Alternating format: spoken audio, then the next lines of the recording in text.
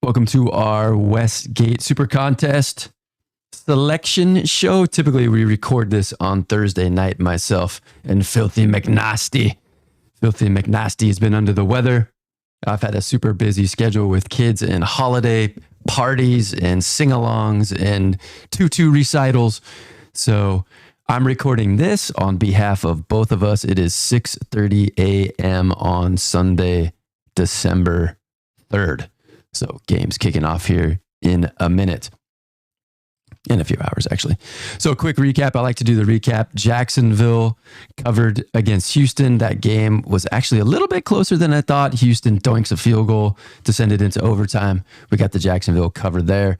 Tennessee got out to a big lead against Carolina. Held on throughout the game. I think they took their foot off the gas a little bit, but got the cover there. So we're off to a 2-0 start. Philadelphia Eagles send the game to overtime. Lose the cover, win the game. Buffalo gets a field goal. Hurts scores a touchdown. Philadelphia wins by 3, but fails to cover 3.5. Baltimore Ravens against the Chargers. I actually thought this was a bit of a lucky cover. We had Ravens minus 3.5. I think they were just trying to run out the clock. Turns out they bust a long touchdown run, end up winning the game 20-10 and covering 3.5. And then Minnesota, Chicago on Monday night. What a gut punch for us. We were closing in on a 4-1 week, felt really good about the pick. We both have futures on Chicago under, Minnesota over, making the playoffs, potentially an outside shot at the division.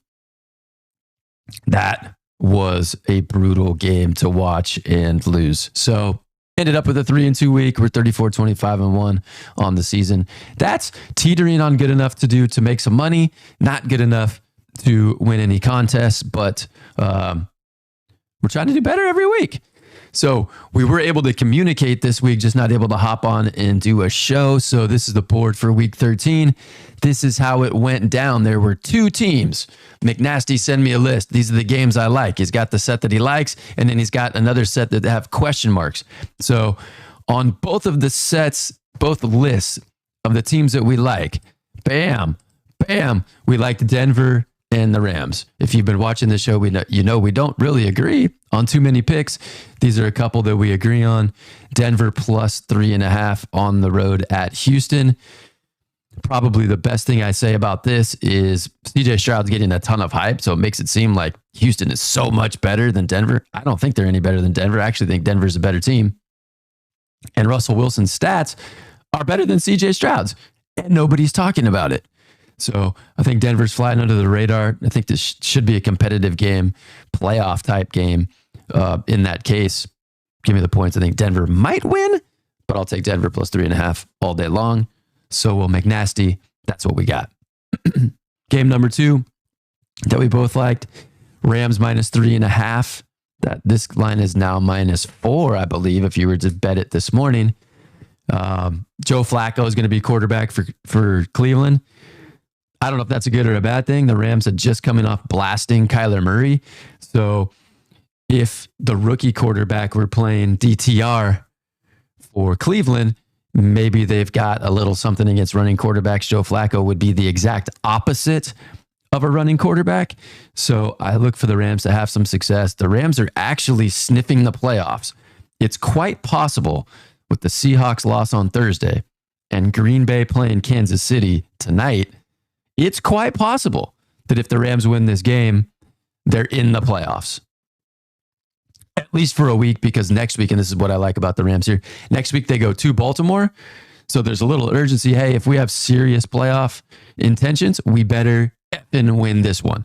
So I like the motivational spot here for the Rams. I don't like what's happening in Cleveland. Joe Flacco wasn't very good last year. I'm not sure how they're going to score many points. I like the Rams here. We like the Rams here. Then it started to teeter. Okay, where's the rest of our list going to come from? The next team that popped up was the Pittsburgh Steelers. Steelers minus 5.5. I think that's a lot of points to give up for the Steelers, but Arizona has not been good on the road. This is a warm weather team, indoor team, going out and playing in the cold. And they're only averaging 11 points a game on the road. They have not scored 16 points on the road all season long. And if you look at the over-under and you look at the spread, this game's like 23-17, 22-17, 23. They just haven't done it. So I question the competitive spirit of the Cardinals at this point. I just don't know if they're really that into it. I don't know. Kyler Murray's decent. He's pretty good. But once he gets popped a few times in this game and it's cold, I don't know how much spit and vinegar that guy's got.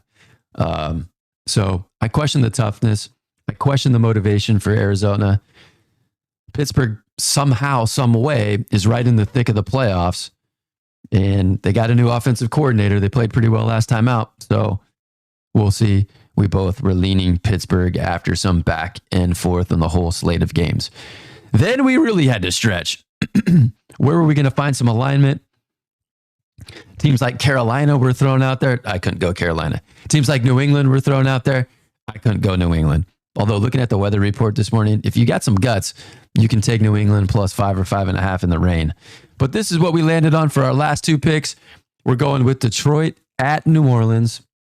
I don't trust Detroit's defense at all, but I also don't trust the New Orleans Saints coaching staff. They can't score. They had 5 trips in the red. I think they had 5 trips in the red zone last week, and they got 4 field goals and a pick 6. That killed them. I believe they were playing the Falcons. Killed them against the Falcons. Detroit can flat out score. Detroit got bum rushed by the Packers on Thanksgiving, so maybe the Packers aren't too bad. You could lean Packers if you like Packers against Kansas City. But we're going Detroit. We're going with the higher powered offense, just some way, somehow able to cover 4 points with a bad defense. It's not easy to do, but New Orleans has some deficiencies. We're pretty confident Detroit can score, and they can score fast, and they can score when they need to, and they don't stop scoring. They score when they're ahead if they get a lead. So we're going Detroit -4. And then last but not least, we've got the Titans +1. Typically, I would love the Titans here. The Titans, I believe, are 4-1 against the spread at home. They're particularly good at home as a dog. The Colts, I was on the Colts for a couple weeks earlier this season. They were scoring points. Then they weren't scoring points, and I still ended up with a couple covers. Probably pretty lucky there. As it turns out, they're much better at home. They consistently score in the 20s at home. On the road, not so much. And so Tennessee seems like a pretty solid pick. Then I dug into a little bit more of the spread stuff. And I found out that teams favored by 1 point this year are 5-1 against the spread. 2 of those teams were on the road and then went undefeated 2-0. So not a big sample size, but if you're looking at this season, 1 point favorites are 5-1, 2-0 against the spread on the road. So that's our list. We're going Denver, LA, Pittsburgh, Detroit, Tennessee. Hopefully McNasty is back next week, next Thursday, for a full slate of games in week 14. And thanks for watching. See you.